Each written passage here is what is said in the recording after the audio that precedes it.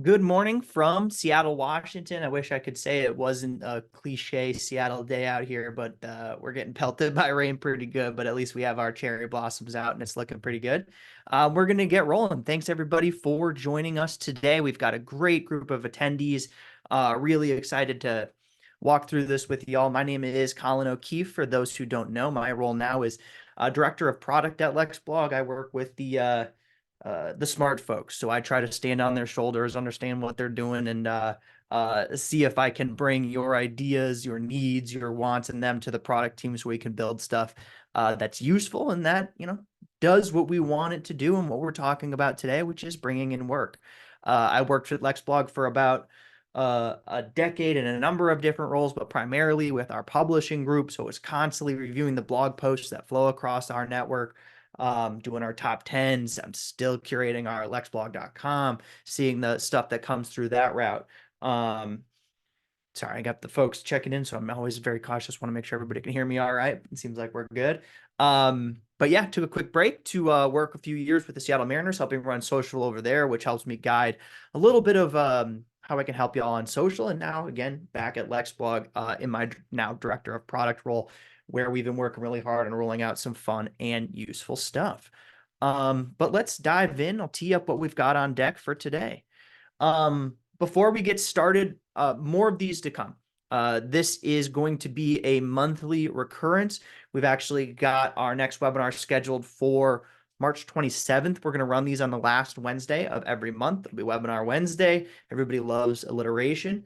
If you want something like this for just your lawyers, if you want to sit down and have a session, whether it's on general blogging best practices or blog post ideas or how to use social to advance the reach of your blog, don't hesitate to let me know. If you have any ideas, you want to hear from us, you want to have a session with your, whether it's your practice group, whether it's your legal marketing association group, if it's your firm and you want to say, hey, we could really use some hand holding, we could use a session where we kind of get into some of the basics or whatever else you'd like, don't hesitate to reach out. That's what we're here for. I'm not trying to sell you on that. It's a totally free thing. LexBlog is here to help. So don't hesitate to reach out if you watch this session and you want it done for another group.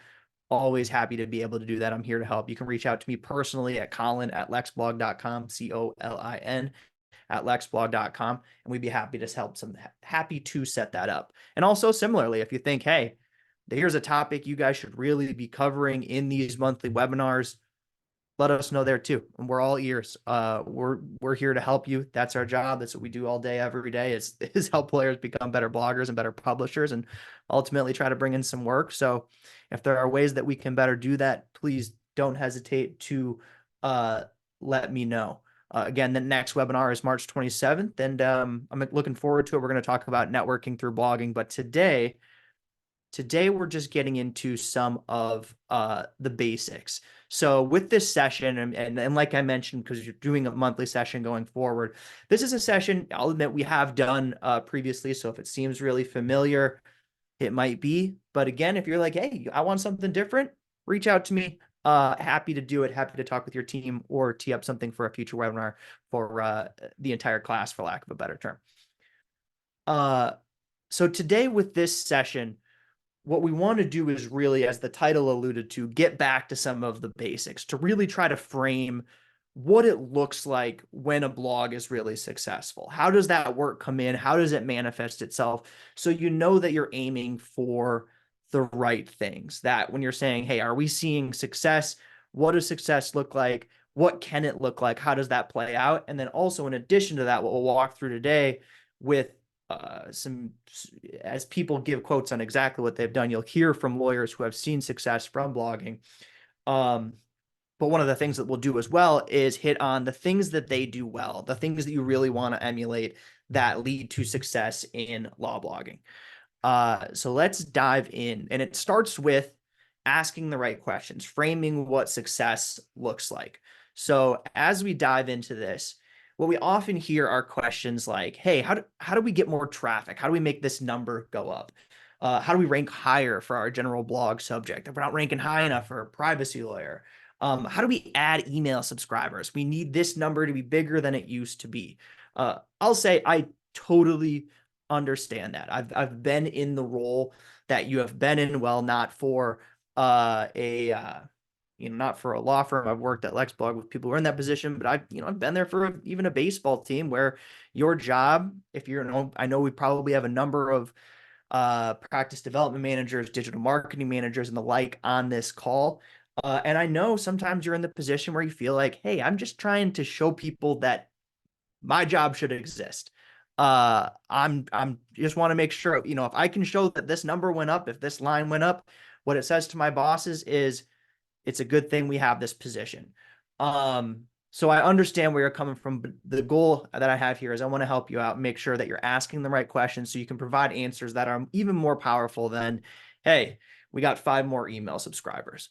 So again, we get these questions on the left all the time. What we don't hear very much, and which is where, we don't hear a lot, even though these are the questions that we get, is, hey, we rank really high for privacy lawyers. So we get hired for data breaches all the time.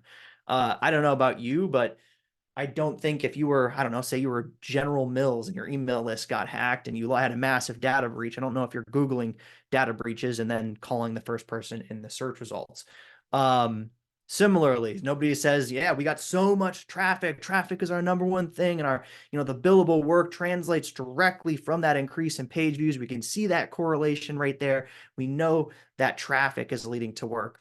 And same for email opens and that type of stuff. Those are helpful pieces of data. I'm not saying to ignore those things. There are some very, very successful bloggers who do not check analytics. Well, actually, I think our first guy up today is somebody who last time we spoke to him said, I don't know if that I've ever checked my Google Analytics or my Analytics to see what's in there. Hopefully with blogging, you see success in ways that go well beyond Google Analytics. So diving in, there are a couple key things to remember. And I see a question in here. Will the slides and recording be made available? Yep. You'll receive an email from actually me right after or shortly thereafterwards. We'll get that out this week, probably tomorrow at the latest, with the slides, with the recording. So you can pass that along. It'll also include a chance to register for the next webinar. So when we say you want to ask the right questions, here are the things to keep in mind. I mentioned, that theoretical General Mills data breach, but it is really important to think, remember how people hire lawyers, especially on complex subjects. So if you're handling the California's Consumer Privacy Protection Act, or it's for youth, and you have I don't know, I saw there was a news article in Washington Post yesterday about all the Instagram users. There's a lot of youth on there and accounts that are doing things that they shouldn't necessarily be doing. If Instagram was looking for new counsel on how they work within the legal framework for privacy and minors, they're probably not just Googling terms and then calling the first person that shows up. No, they're looking for, hey, who's the best lawyer on this subject? They're asking around. They're seeing who might know somebody who knows this stuff inside and out. And honestly, I mentioned the complex subjects because that's where a lot of the people that we work with reside. They work in, healthcare, data breaches. A lot of employment lawyers are bloggers. But the same holds true for, one of the most prolific bloggers and one of the people who's made the most impact from blogging is a food safety lawyer named Bill Marler. And I mean, same thing where if you were, hey, I don't know, if I got hit by a car or had somebody knock me off my bike and I needed a lawyer to represent me, I'm going to run some Google searches, sure, but I'm definitely not going to make the decision based on who shows up on top. And I think this is something that's getting more and more of a trend, is that Google search results, I don't know about you, but it's becoming less and less helpful. It's more so based around, hey, who has the best SEO guy? It's not who has the best content, who knows the most about this stuff. You still want to rank high. I'm not saying you don't want to rank high, but I just know as a consumer of information, as I'm sure you've been there before, Google results are not what they once were. If I were to kind of nail down, and this is something we've done for a long, long time, the way Kevin, our CEO, always put it was, if you were to wave a magic wand and say, hey, in 3, 4, 5 years, where do you want to be? What do you want to be known for? This is the question that you want to ask yourself, which is, or not, I guess it's not the question, but I mean, you ask yourself this is, what if you were to be known for one area of law? I want to be the go-to lawyer on blank law. What would that be? And that should be the goal with your blog. It should be easy to say, hey, I wrote the book on blank law. And that's going to shape a number of different things, how you approach that subject, how you cover the subject, and similarly, how narrow you get with the subject of your blog. And then the last point here, the metrics usually reflect the goal. So again, do you want to grow email subscribers? Yes. Do you want to grow traffic? Yes. Do you want to grow inbound links? Sure, absolutely.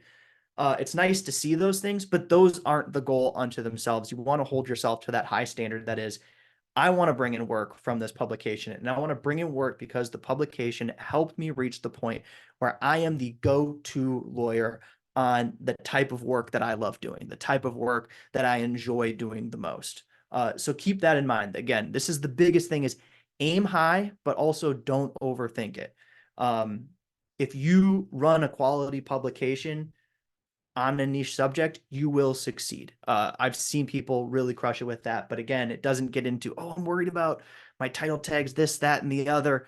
You want to make sure that those bases are covered, but you got to do the core fundamental things. And we're going to take a look at some of the people who do exactly those things with a few different examples.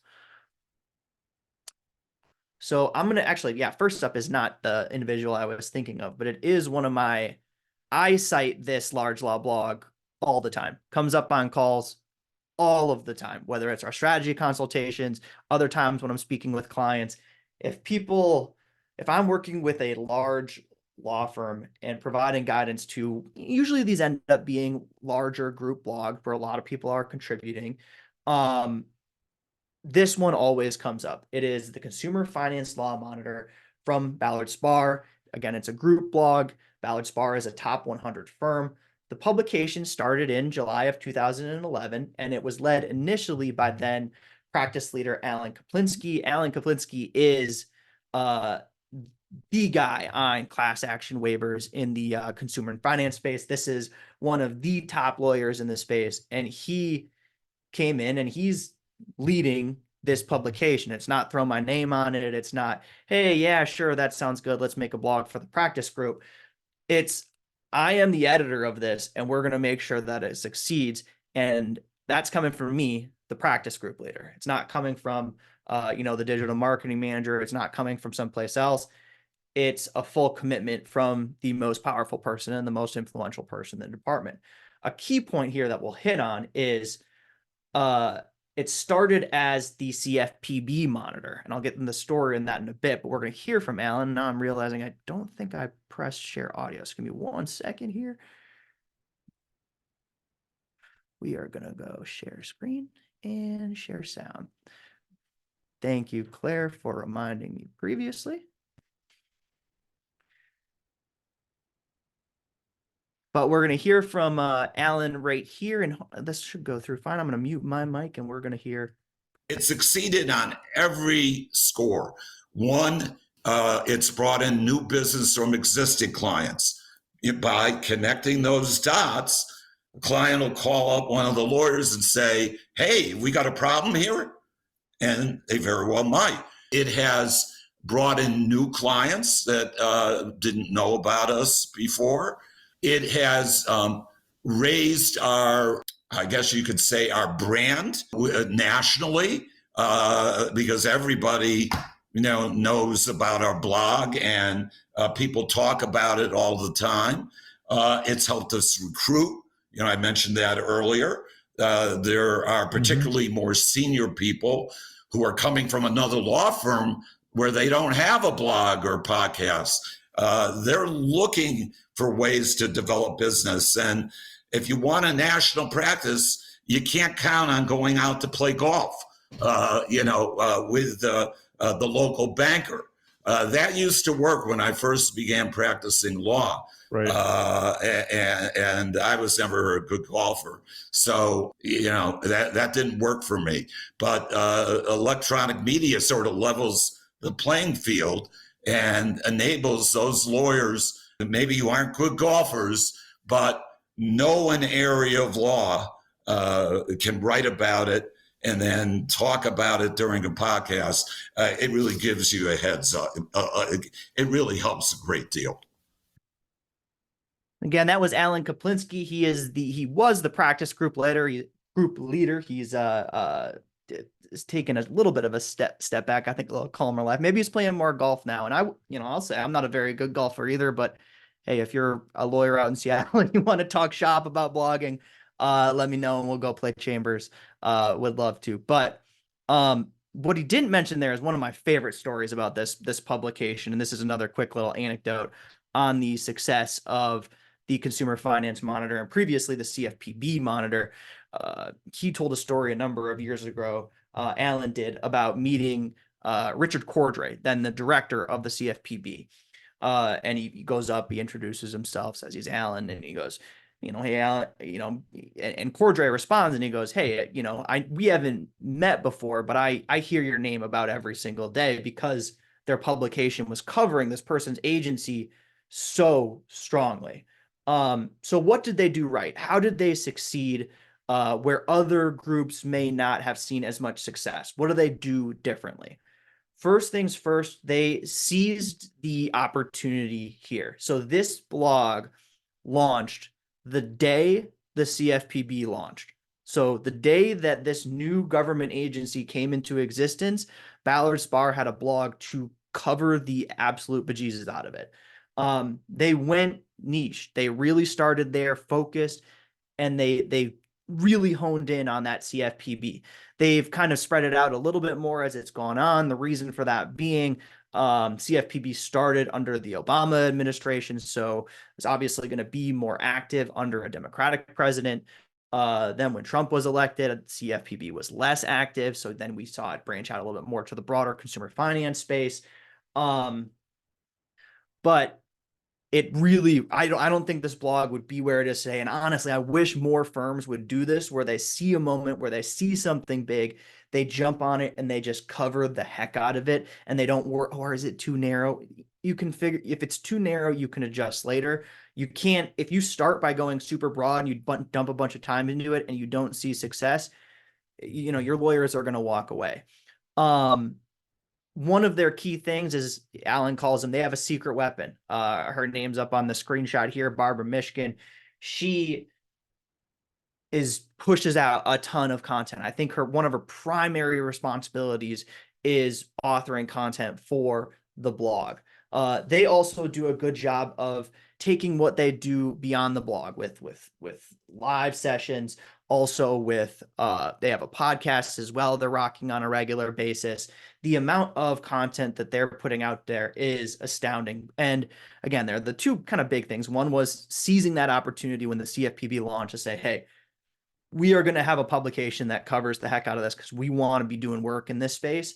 And it's all the more important when the person saying that is a champion lawyer, somebody that commands a lot of respect in the firm. So, if you're a digital marketing manager or if you're a CMO or the like on this call and you're going, hey, why, I'm trying to get, our partners to blog, and they're getting on me about this, that, or the other, and whether it works or not. Well, I mean, if they want to see the type of success that people can see from this, if you want, your name to be echoed in the halls of the agencies that regulate the industries that you're in, it does take some effort, but you got to throw your weight behind it. All of the best large law group blogs that I see have a champion lawyer. They have an editor that takes a lot of pride in what's going out there. And it's not just, a content lawyer or an associate or what have you. It's somebody who says, this is going to be good. I am the practice group leader and this is going to be good. And it goes a very, very, very long way. The next example that we have is one of my favorite people to talk law blogging with. Just really so much energy, absolutely great at it, and is incredible. That's Hillary Bricken. She's blogged for a long time on cannabis law. She started at a small firm with a pedigree of blogging. It was the firm has changed names now. I have an old bullet on there. My apologies. It eventually became Harris Bricken because she became a named partner at this firm. She has since moved on to Hush Blackwell, where she is a partner and writes on their Cannabis Law Now blog. The wild thing is she was not a cannabis lawyer before starting this blog, which she started in 2012, now 12 years ago, as crazy as that is. So we still get large law firms starting cannabis blogs, as they should, as the space evolves. I mean, we still don't have, that's one of the things to think about, is we still don't have like national legalization. We don't have the level of banking and financial support that we see in the cannabis industry and other spaces. So it is a really young industry. It's a really, blossoming and growing industry. But just for perspective, somebody was on this 12 years ago. Somebody was blogging the heck out of this 12 years ago.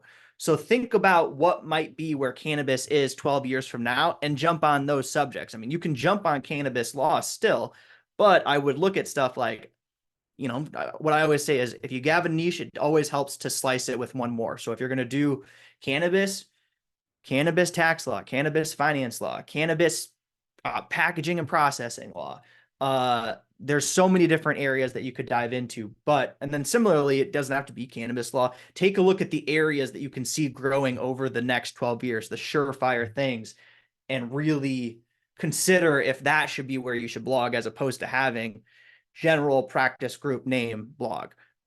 It's harder to write the book on employment law than it is to write the book on the remote work law blog or the Wisconsin remote work law blog. But we'll hear from Hillary now on how this has played out for her. I think the very first time where I saw some distinct ROI was when I was at a public speaking engagement in Spokane, Washington, of all places. I was on stage with at least one major decision maker and influencer and regulator on what was then the Liquor Control Board. It's now the Liquor and Cannabis Board. And he was kind enough, and this was unprompted by me, completely unsolicited, to tell the crowd to check out one of the blog articles I had written about the top 10 red flags in the cannabis industry. This is like 2014. And I thought, wow, if a government guy who, has no ties to our firm, there's no kind of relationship here, is willing to put that out there as a beacon of information, we are doing something incredibly right. And then the most recent development was that we've showed up in a couple of law school textbooks citing to our articles, which is just incredibly bizarre. And I know these things become obsolete incredibly quickly, but that was pretty cool. So from then until now, that's been the progression, really literally from public service announcements to academia. Those were the indicators where I knew, this is more than just legal writing to try to drum up work. This is actually important, and we're seen as an authority in the space. And honestly, now we kind of have the obligation to write on some of these things as a leader, and that's really where you want to be. As weird as it sounds, the anecdote in there where she's speaking at an event, probably to a bunch of people that she would love to have the business of, whether it's, growers, packaging firms, or people on the ancillary of the cannabis industry. I can imagine this event in Spokane has got all types of people, all types of reps from various companies. And here you have a regulator in the space saying, check out this lawyer. She knows her stuff. Check out their blog. She knows their stuff. That is immensely powerful, and honestly is not the first time that I've heard something similar. We had another lawyer who published on the smart grid, and she recalled the time she wanted to do an email interview with somebody who was on a session at a conference or a panel. So she walks up to the individual, this regulator, and says, "Hey, do you have time for a couple quick questions?" And it so happened that one of her clients was also at that session, and they came up to her while she was talking to this regulator. So she found herself in the interesting and advantageous position of being able to introduce one of her clients to this regulator and go, hey, yeah, we're just talking about smart grid legal news. It's really good. So I always use this phrase, but a blog is really a powerful thing to have in your back pocket as a source of validity. I think we use the word blog still because they are blogs through and through, but it's running a publication. You are running an online publication dedicated to this stuff. But what's Hillary Bricken done well? Again, seize the opportunity, jump on stuff early and seize that niche. You can start your cannabis blog now. You can start these broader blogs now, but I would look really hard at the up and coming industries, the things that are just ballooning that you're seeing more and more, you're getting a little bit more and more work from, and start the publication there. It doesn't have to be the only type of work that you do. You can still do all the other type of work, even if you wrote the book on whatever law. But if you do want to be known as a lawyer, if that's all the work that you want to do, start those things now. I mean, I look at stuff like, I think, when we talked about this last time, we still haven't seen, I don't know if I've seen a law blog on it, looking at stuff like psychedelics law, more of that's getting bounced around. I love my e-bike. I think there should be an e-bike law blog. There's so many different things. You could have social housing law blog. You could have all these different areas, homelessness law blog, a lot of different stuff where you could cover areas that need to be covered.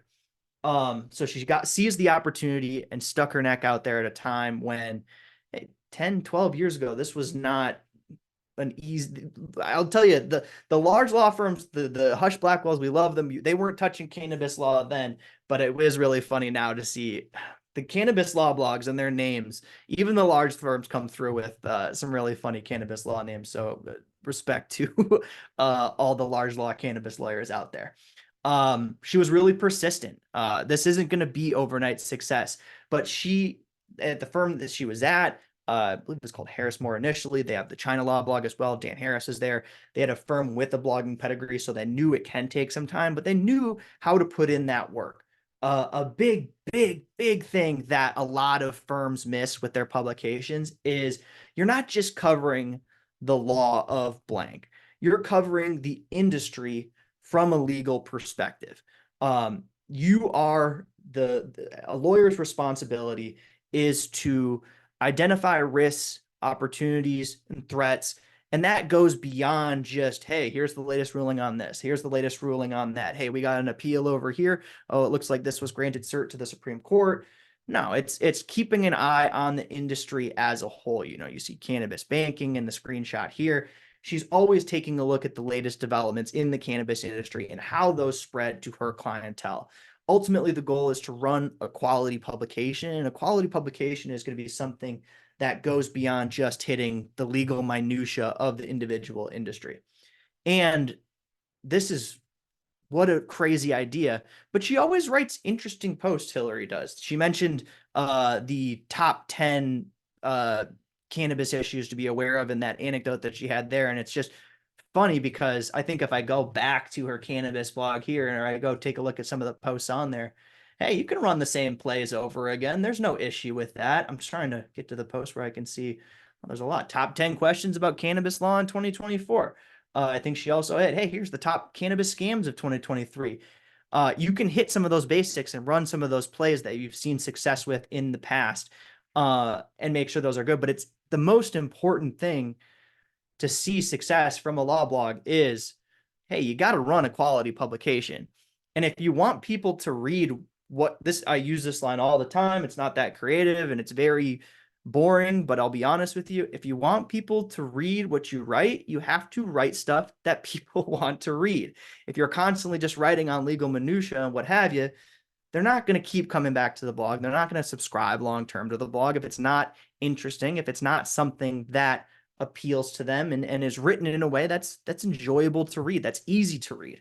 But yeah, we're on the subject of having stuff that's easy to read, that's understandable. We're going to hit one of my favorite lawyers in this space, and that would be Jeff Nowak, now at Littler.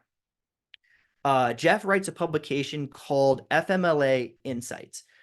It is primarily a single author blog, although he's gotten a little bit of help there now.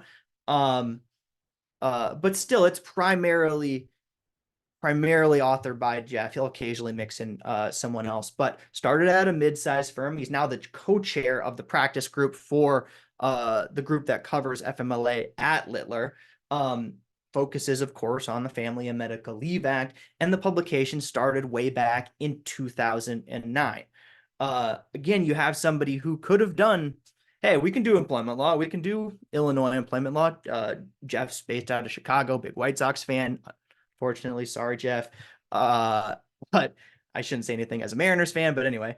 But he could have done anything in employment law, but he said, I want to own the FMLA space. And boy, has he owned the FMLA space. So we'll hear from Jeff right here. It was about 3 years into the blog, but there came a point about 3 years in where I was retained by a national airline, one of the national airlines. And it was incredible at that point for me to realize that they didn't hire me because I had a blog. But they had followed me for quite some time, and they learned to that they had in someone in me, someone that they could trust, someone who knew what he was talking about in the area, or at least BSing his way through it enough for them to appreciate that. But that there was they found someone that they could trust, and they wanted to give me a shot at helping them through some of the leave issues that they were dealing with at the time. So it became clear to me at that point, I guess that was a moment for me. It became clear for me at that point that I was connecting with people in a way that they found trustworthy enough to start sending their questions my way. And he's done an exceptional job with maintaining the consistency, and the consistency that brings in work. What he said there reminds me of what I've heard. You know, if you've heard from me, you might have heard this anecdote before as well. But Daniel Schwartz, another great employment law blogger, describes the process of getting work, or he described a time where, you know, he had somebody reach out who say, hey, you know, we haven't worked before, but I'm a longtime subscriber of the blog, for reading what you put out there, and I knew one day I'd have to give you a call, and today's that day. If you can be the person that people trust, that they know, hey, this person knows FMLA inside and out. They wrote the book on it. They wrote the blog on it. That goes a long, long way. And it's not just for the client, you know, it's not just for the potential clients. It's also for those referral sources, the people who work throughout the industry, the people that you know, if you may have a friend who potentially knows a GC at a company and they need some help in the FMLA space. And, you know, if they're asking, if this GC is asking around and they ask your friend, hey, do you know anybody? It's like, oh, I know this guy that writes a blog all about FMLA. He lives in the world of FMLA. He eats, sleeps, drinks it. That goes a long, long way when you can say that you do that and then follow it up with the work as well. So what does he do well? Again, it's a recurring niche, or it's a recurring theme. Start small, start narrow with that niche. If you want to grow it out beyond that, you can. Nobody's saying that what you blog on has to be the only type of work that you do. Absolutely not. I know that's one of the biggest challenges in blogging is when you write, you're worried about being too narrow. You don't want to be just so pigeonholed into one individual thing. And there is the challenge in that, but you will not see as much success in law blogging if you do not go narrow. It's just very, very simple. If you say, hey, I want to be the lawyer who wrote the book on blank, think about, it's like when Jeff set out in 2009 and said, hey, I want to be the lawyer who wrote the book on employment law, that would be pretty hard to do, even though blogging was relatively new then. But if you said, hey, I want to be the lawyer who wrote the book on FMLA, that you can do now. And the same thing could apply to, remote work. It could apply to hybrid work, for all we know. It could apply to so many different areas. But start narrow. I know lawyers are going to push back on this, particularly if you're bringing the idea of blogging to them. But we've done this for now almost 20 years. I have seen the lawyers who succeed. I have seen the lawyers who stumbled, the lawyers who go narrow, who listen to us to say, hey, let's start with an individual subject and cover the F out of it. Those are the lawyers that tend to succeed the most. A big thing with Jeff, and we'll take a look at his posts here in a second, is his posts are always accessible and readable.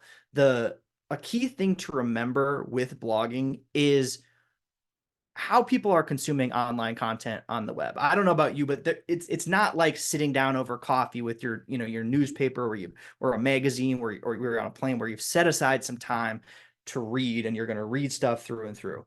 Oftentimes it might be something you saw on social, it might be something that somebody emailed to you, or maybe it was you already subscribed to the blog. So before you even read the post, so even if somebody got your post open, that's a big win. It's a big win to get people's attention, get them to hit that first click. But even then, they're not fully engaged, because the first decision they're going to make when they open up your post is whether or not to read the whole thing. Does it look dense? Does it look like there's some case citations everywhere? Can I peruse it really quickly if I need to? If I want to just scan it to get the details, can I do that? It's very big. He also does an outstanding job answering questions. So his posts will sometimes be just questions. And as you can guess, those perform pretty well on search when, you know, an HR professional asks the question of, you know, hey, can you use FMLA leave for this, that, or the other? He owns his subject, but he isn't limited to it. He'll write about other employment law topics on FMLA, but boy, does he cover the heck out of FMLA and does it in a way that is just so accessible. So we'll take a look at one of his posts here, but, you know, say for example, hey, we're getting a lot of people calling out on the Monday after the Super Bowl. Should we do something about this next year? And, you know, if you're subscribed to Jeff and you want to know really quickly, hey, what's this looking like? We got a survey here for how many people it's doing. Hey, and also employers, if there's something you want to do, he's got this all sectioned out so it can say, hey, all right, well, I mean, I know we got some data up here. I'm going to skip by that. I'm looking at this really quickly on my phone. All right, what should I do? Confront the employee if there's a pattern. Okay, I can discuss the expectations. All right, certify and recertify, make sure I know FMLA in and out. Good. All right, use the cure process to advantage when following up. What's that? I can dive in on what that is if I need to. Conduct an audit of your FMLA practices. Okay, that makes sense. All right, I got the gist of it in, you know, 45 seconds, and you're able to scan through it. But if you may have, scanned it on the first go and you're like, all right, this has everything that I need. Now I can go back to the top and I'm actually going to read it beginning to end. But because Jeff made it so accessible, somebody is able to legitimately, we say engagement a lot. Oh, this is engaging. How to make it engaging. When we talk about engagement, it's not a Facebook like or a LinkedIn repost or what have you, though those are nice. It's simple act of, did somebody read your insight and gain something from it? Were you helpful to them? Jeff does such a phenomenal job in being truly helpful. So let's dive back into a couple I know we're running low on time and I want to make sure we hit on everything. So the takeaways for this are the ceiling is really high. You can aim to be the go-to lawyer on blank, and you can bring in the amount of work that will literally change your life. Blogging changed the trajectory of Jeff's life, of Hillary's life, of probably, Alan Kaplinski was at the very top of this industry already, so in a different space, but it helped them stay there. I mean, I don't know about you, but I never thought, hey, let's get these blogs going so we can help law firms recruit new talent. But even that's something that it can help with. It's cliche as heck, but you do need a niche. I know it's scary. I know you're going, I don't want to limit myself. It's so hard to pick. It's so hard to decide. One, I know it is, but two, this is how you will see success. And also something I was reminded of recently, nothing's permanent. If you decide you're going to be the e-bike lawyer and you just get really sick of e-bikes, nobody's going to blame you if you decide you want to do something else. It's not the end of the world. Also, there's no substitute for consistency. You want to be, people always ask, how many posts is the right amount of posts to publish? What's the right number? I'm going to be perfectly honest, as terrible as this is, there is no number that's like, this is too much, unless you're pushing out like a paragraph and it's coming out 10 times a day. That isn't to say that you have to publish every day or every week or what have you, but the number one thing that you have to do is be consistent, because you want to build that relationship with your readers over time. If you publish 3 posts in a month and then you take 6 months off and you publish 5 posts in a week and then you publish 1 post 6 months later, it's hard to maintain that relationship. Also, lastly, I say this a lot, remember, it's a blog. Treat it as such, have fun with it. Write about the things that come to mind, write about interesting things, use it to reach out to people, conduct interviews. We'll hit on some of these in our next webinar, but remember it's a blog and how flexible that can be. It's a medium of writing that's actually almost similar to writing an email more than it is writing like a legal alert or an appeal or something of that ilk. So remember to do that. Also, one of the things that I would think about, I was trying to think before this session, once all the slides were done, what other advice I would give to large law firms or what advice I give to anyone. I'll be honest, maybe I'm biased. I went to journalism school at the University of Montana, but I have worked with lawyers who have a journalism background. If you're a legal marketer at a large law firm, try to sniff out, find somebody who's got a bit of a journalism background. Also, your appeals lawyers, they do a lot of writing, so they can crush it. But man, if you had a partner who went to, say, like University of Missouri School of Journalism, you can have somebody really, really good. So keep an eye out for that. That Ballard Spahr has their secret weapon in Barbara, Michigan. You can find your own secret weapon too. Somebody asked, do you recommend a certain post length, word count? There's no perfect amount. I would say it's better to write short posts than no posts. I always feel like I've done a great job if I got to 500, 600 words, but it can be shorter than that. And honestly, most of the time I find that I get to, I find many times that I get to 500 words faster than you would have realized. The biggest, most challenging thing, I will say, this is the biggest, toughest thing. We're going to hit on these going forward, and I got time at least all the way till the top of the hour, so we're going to hit the questions. But the hardest posts to write are the posts that come entirely from your own head. I've said e-bikes like 9 times on this call because I actually do really love my e-bike. I've got like 10,000 miles on it. It's amazing. It's life-changing. But one of the hardest blog posts to write was I sat down because I was at 6,000 miles and I just wanted to write all the notes from what it was like to own an e-bike, all the ways that it made my life better. And it took forever. But the way to write posts in a shorter manner is to say, hey, here's this thing I saw in the newspaper. It made me think about this area of law, and here's why it made me think that and what you should know about it. That can be a great way to go. Intro paragraph. Let me quote this article that was interesting. Here's why I thought it was interesting. Here's what you should know going forward. That can be 500 words, and bing, bang, boom, you're in and you're out. Somebody asked, is legal blogging community replacing many aspects of classic journalism? So there's a yes and there's I would say yes. Lawyers are publishing more than they ever have. So we use the word blog again because that's what these are. But publishing words on the internet is not going anywhere. I will say, though, one of the toughest nuts to crack in the legal blogging space is finding out how we get the plaintiff side lawyers to aim high. One of my favorite lawyers to work with is Jim Walker. He's a cruise law lawyer out of Miami.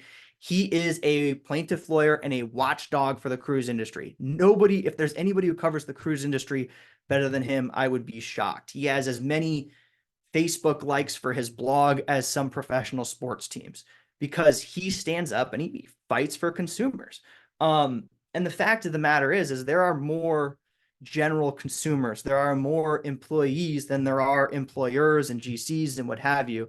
And I know a lot of times the way plaintiffs lawyers get work is they really depend on that SEO. They really depend on somebody searching e-bike accident and then calling them. But if you can aim higher as a plaintiff's lawyer, if you can say, hey, I want to be a watchdog for police accountability. I want to be a watchdog for consumer protections. Those plaintiffs lawyers have a great story to tell as long as they keep it, forgive the pun, above board, as long as they keep it professional, as long as they aim high enough to say, hey, I want to be the Atticus Finch of this, that, or the other. I want to stand up for people. You can really do that with a blog, and we'll hit on that in our next session as far as engaging with folks, getting your name out there and that type of stuff.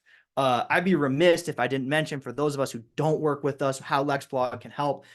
We provide a turnkey solution that hits on everything in blogging. So if you're thinking, hey, I think I can write, but I don't want to do anything else, like nothing else, I don't want to worry about any of it, that's where we can help. We provide strategic consulting, professional custom design, advanced publishing platform, your domain name, blog coaching, email notifications, SEO. Really, it's everything but the writing. And we will, even with our strategic consulting and our blog coaching, make sure that you're doing it right there. Also, something exciting to share, and I think this is going to be pretty exciting.